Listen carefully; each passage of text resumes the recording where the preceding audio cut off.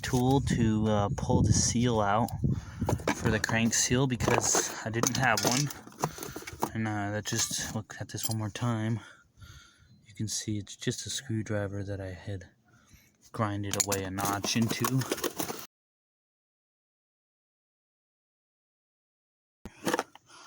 So we did the tensioner as well, the belt, the water pump, and the seal. So sadly, I didn't have the ability to record the installation job while I had everything apart. So basically, you got to take this mount off. You got to take the timing cover and the post mount off. There's 2 bolts right here. These are 14s. Once everything's out of the way and you got your pump replaced, it's pretty straightforward.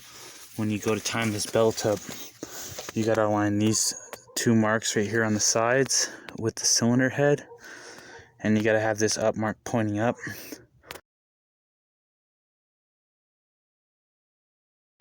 And then there is a notch on the crank pulley.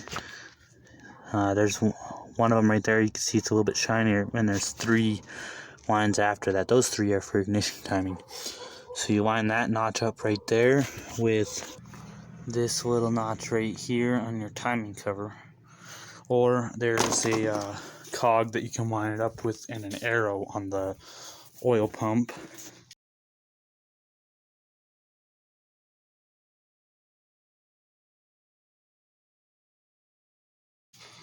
So once you got everything timed and you got your belt on, you want to try to get your slack for the belt on the back side right here. So when you pull your tensioner spring right there and hook it onto this little post right here, it doesn't skip teeth. It might take you a couple tries. It took me about 4, but we got it done.